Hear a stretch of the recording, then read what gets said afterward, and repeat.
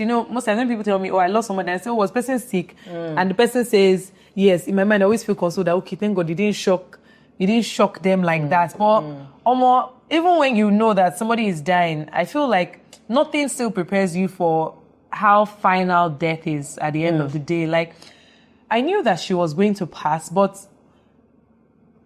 the way God has given her so much grace that, in short, this thing is not a thing of 5-10 years. And the funny thing was, even I myself did not, like, she didn't tell me. Yes. So this is somebody that has been going through it for how many years, which is way longer than the period that any normal person would go through. Do you mind if I ask what it is? I'm not telling you. Funny thing, she maybe because we're on camera, I think on camera, but like, she never really liked to like say, I'm going through this. Like, even when she told me, she didn't like tell, so maybe that's why it's hard for me to say, like, because she was just like, we're just praying, what are you going through, this woman? So how long did she go through before telling you? It was over 20 years. And I'm 29, yes. Wow. Is that crazy? And I only just found out last year. So let me show you, the kind of person my mother is.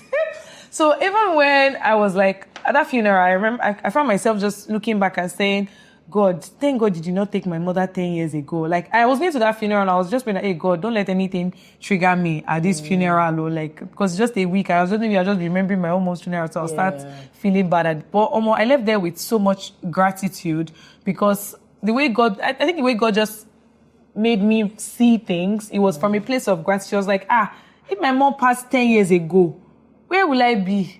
Like, my life had not even stabilized 10 years ago. It should be now. I have kids. I'm more balanced. I'm getting a grip of my life and all of that. Like, 10 years ago, if I had not gotten married and she passed, with how young I was, like, my entire life, I would have been so destabilized. So a part of me was like, oh, thank you, God, for preserving her life. Everything. Give thanks. And that's not a cliche. No people always say like, but at some point you just realize, it's actually true. It's actually true. Like, you just hear some other things and you just be like, and funny thing was, someone also passed that week. And the weird thing was, I think the week before my mom's funeral, was Big Bolaji.